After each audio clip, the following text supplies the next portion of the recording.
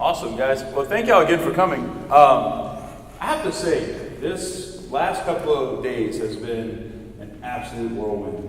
I didn't realize how old I had gotten until we had to stay up late every night for different things in the church, and it's just been awesome and crazy and everything else in between.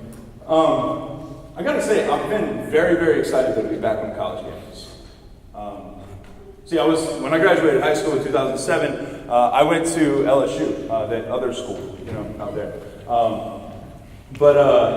So I'm rocking my Colonel Bride now. But I could say, when I was on campus at LSU, I had, two reactions to my faith.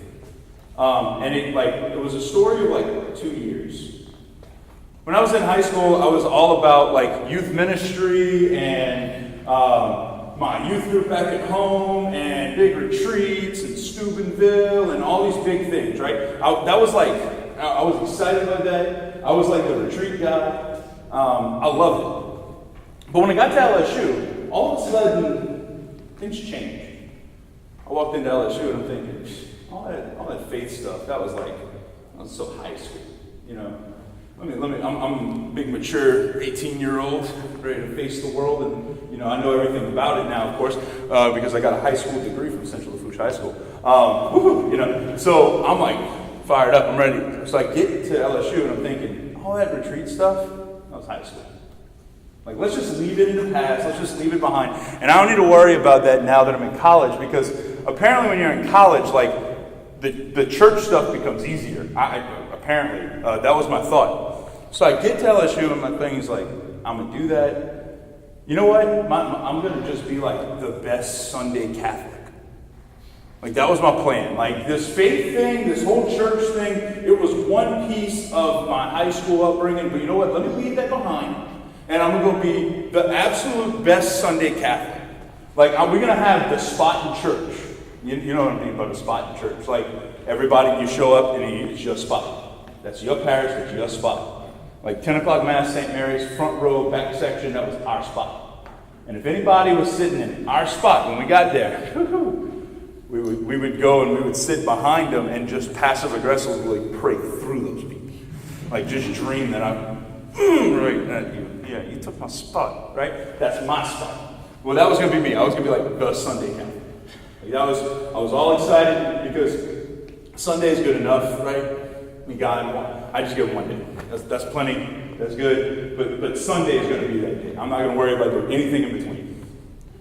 So what did I fill the rest of my time with? I spent very, very little of my time was spent with class, and then I was doing they had a lot of stuff going on campus, whether it be fun with sports and this and that. So I let the social life take over. Class, I went to that sure.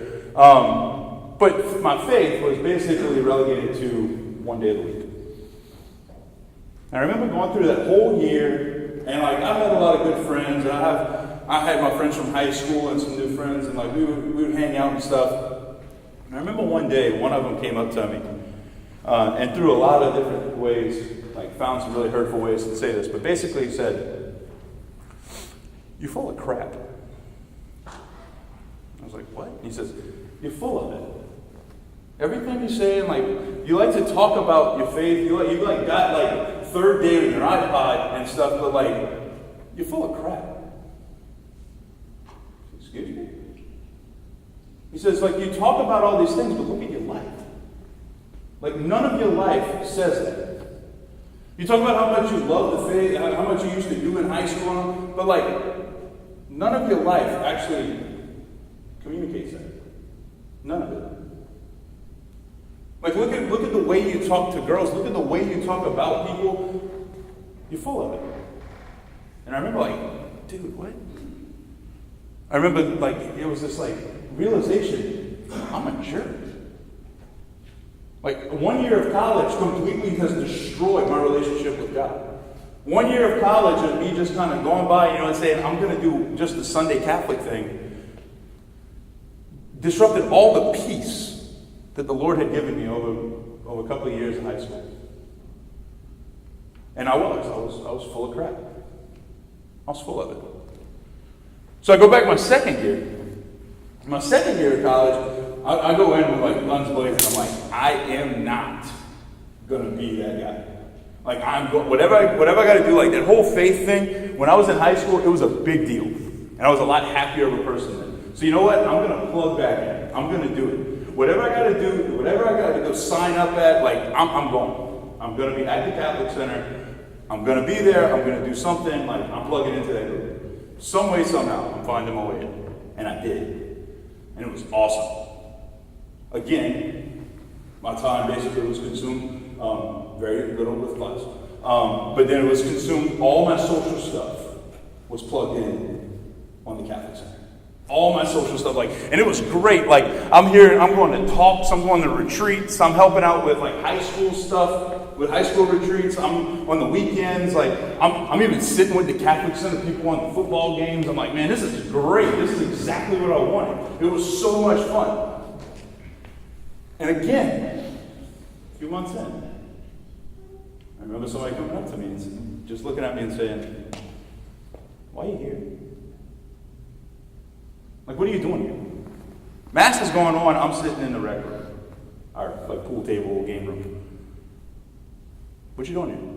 Go to Mass. Or somebody looking at me like, hey, why every time I see you, you're trying to flirt with a girl? Like, getting called on things like that hurt. Like, that was rough, man. And it was a way of kind of waking me up to, it was more than just being in the building.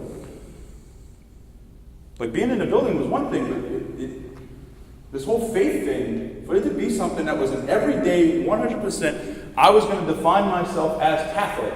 It had to be something that wasn't just relegated to one day, like I tried to do my first year. And it wasn't just about being in the building, like I was trying to do my second year. It was much more than the one time and the one place. Right? I think that's a big thing for us to realize. That our relationship with God, our faith experience, our spiritual life is much more than a time, a small period of time, and one location, one space. It's much bigger than that. You asked the question, I love this story, I love this image. There's I like Adam Sandler movies, and if you like Adam Sandler movies, I feel your pain. Everything after Click is garbage.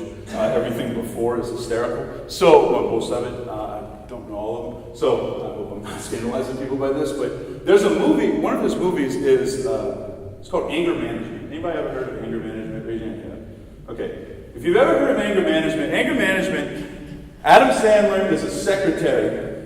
And he's just like a really, really mad guy. But he doesn't he's not like mad, I'm going to punch a wall. He's like mad but bottles it up kind of guy. So that's his character. His therapist in this movie is Jack Nicholson.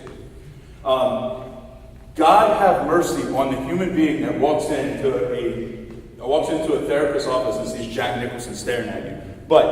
So anyway, I digress. So Adam Sandler's character has to go to these anger management meetings. And of course, it's his movie, so it's an Adam Sandler movie, so it's kind of crazy.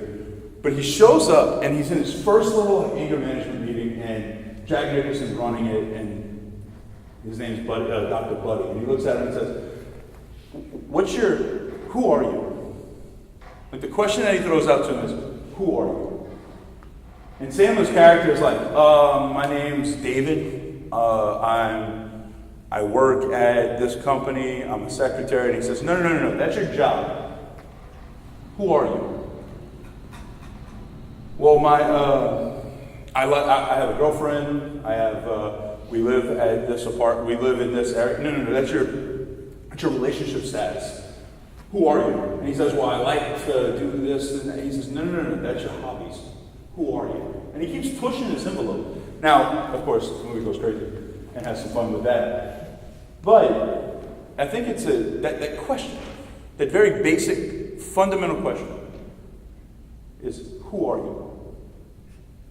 Who are you? The way we answer that question says a ton about us. Like, if you were to ask me in high school, I was a baseball player. Until I got cut. Right? And then if you ask me the next week, then I was a retreat guy. Until high school ended and youth group ended. Then when you ask me my freshman year in college, who are you? I'm a football fan. Essentially, right? And you ask me a little bit later, well, I'm Catholic. I'm the Catholic guy on campus. The question of how we answer it. Like if somebody stops you in the street, how are you answering that question? Who are you? How are you answering that question? Because whatever it is that you say back to them, says kind of in a way shows what you hold, like primacy, what holds primacy in your life. By our very baptism, every one of us here is a beloved son or a beloved daughter of the Father. Of that guy. The guy that did that. That's who loves us. And we're adopted into that family by our baptism. Now, how do we live that out? How does that look, right? Because we can be a beloved son. I know I'm a beloved son of God. Great. I know I'm a beloved daughter of God. Great. There's a couple of, we can either sit on that and kind of rest on that, and that's good enough, or we can continue to grow in relationship with the Father that loves us so much. We can continue to pour ourselves out to that God and let Him pour Himself out to us. We can stay plugged into that relationship, or we can just kind of rest on it. Look, we can have a faith that's like it's not very intrusive. Like, you know what? I'll be Catholic when I walk into these doors. It's easy here. But whenever I go out, when I go out on campus, when I'm walking around, when I'm visiting with my friends, am I still Catholic up there? Or are we full of it? Like, are we authentically Catholic outside of the building of St. Thomas, on the campus of campus? Are we authentically Catholic when we go to our job, when we go back to our families? Like a lot of people here, we got a lot of freshmen, we got a lot of upperclassmen. When you went home for a break, were you authentically Catholic with your family? Were you authentically sharing that faith that had been given to you here? Or was it easier just to kind of like tuck it away and be like, you know what, that's fine. St. Thomas is the place. During the semester is the time. Because God's not asking us to do this Catholic. God's not asking us to come here and like take the list of ministries and things at St. Thomas and do everything, right? That's not the way God works. He's asking us to be Catholic. Notice that. We don't say we do this. We are Catholic. We put on an identity with our faith. We put on an identity as Christian men and women. And it's an identity that spills over from a relationship with that God. When we're out, you know what? A lot of times it's easy, like we would think about preaching this and think about talking about this and being like, yeah, we got to get to the church. We got to get people into the church. We got to get people, we got to go out, get those lost sheep and help them back to the Father. Like we got to be those witnesses out on the campus that makes the Catholic faith look attractive and makes people want what we have. That joy, that excitement, right? Like those things are awesome and great. But it's amazing how we pull people in to then kick them out. Because we want to send you back out. Like a lot of times I think we can get comfortable in our faith. A lot of times, we can get comfortable that, yeah, man, kind of like I was my second year at college, was like, yeah, man, I've got this I got this group of friends, I got this place, I got this whole thing, awesome. God's not asking you to love Him only in one place. Like oftentimes we can rest on and we can kind of just take it easy around a comfortable spot. Like day to day, St. Thomas is a comfortable place. A lot of like-minded people hanging out together. But is this parish, is this building, right? Is this a building that we come to encounter God? Or is it a building that we come to just to be comfortable? Is it a building that we come to rest with the Lord? Or is it a building that we come to just unplug? To unplug from everything, including our relationship with God? Is the community in this place something that's leading me closer to God and gives me a glimpse of heaven, like an icon? Or is St. Thomas Aquinas something on campus that's just an idol that I'll worship for its own divinity? Because it's very easy. It's very easy in college to just unplug. What's the stat that they throw around? Like 80% of young people that go to college usually unplug from their church.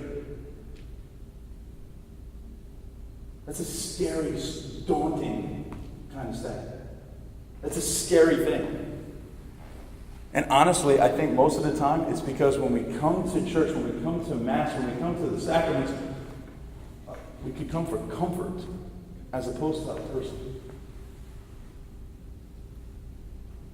How easy is it for us to just completely, to be overtaken by that comfort, to be just slothful? Look, Lord, not even praying. Like this becomes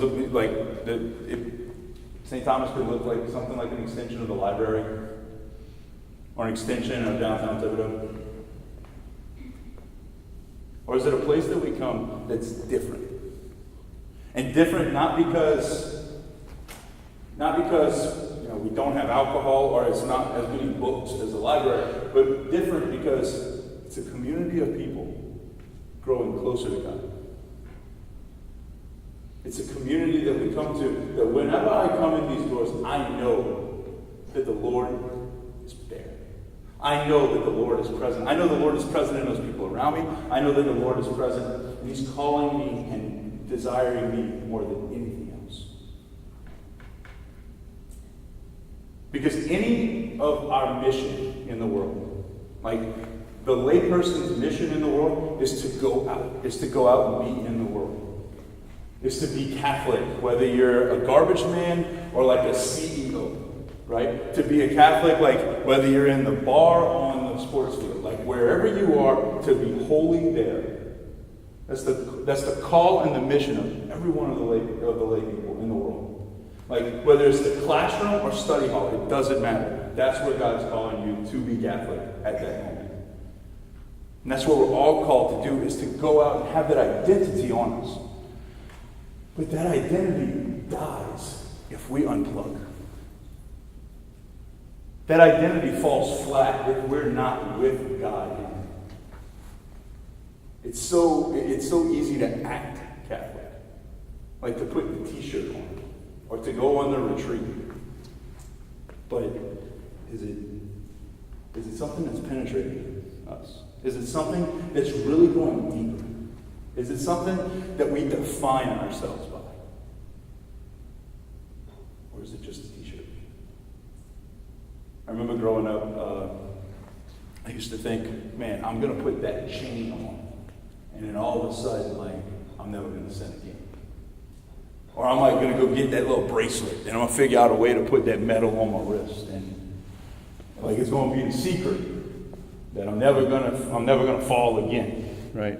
Or like, I'm going to go get that T-shirt, that cool T-shirt that looks like it says PlayStation, but it says Salvation, because that was my favorite shirt when I was in high school. Right? Like, that shirt, and I'm never gonna do that again. I'm never gonna sin again.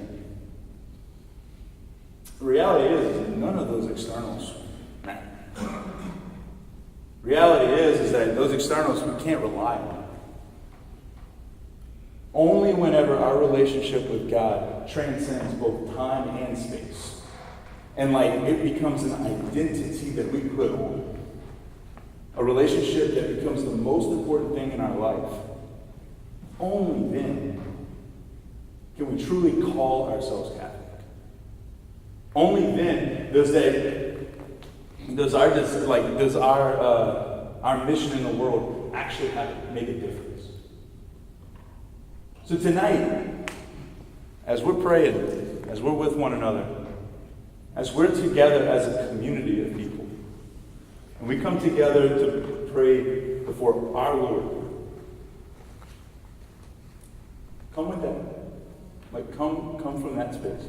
Lord, I want to be yours. I want to be Catholic. I want to be able to rest before you in relationship. I don't want to do things. I don't want to do this whole thing. I want to be.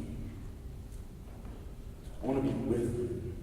And I want to serve you. I want to be out on the campus as a Catholic, and not just for show. Because I know in my own heart, like, it's a struggle a lot of times to think, am I really, like ask that question as sincerely as possible. Am I really living my life the way that God wants? The way that a loving and true and good Father wants? Or am I falling short? Am I full of it? Tonight, as we're praying, as we're in adoration, Father Andre is also going to be at the confessional. Because every one of us is falling short. Every one of us, in some way, shape, or form, is falling short of the standard that God has for us. Is falling short of the relationship that God has given us. If you feel you need to, mercy is waiting for you. But the Lord is calling us in a special way tonight, in a special way at the beginning of this semester, to recommit. How is it? Like, recommit to this relationship. Like, to recommit to living a life that is rooted, plugged in to Him. So as we come tonight, let that be our petition. That we may pray before our Lord who loves us so much. That identity becomes something that's not just an external, but it becomes an identity that truly pierces us to the heart.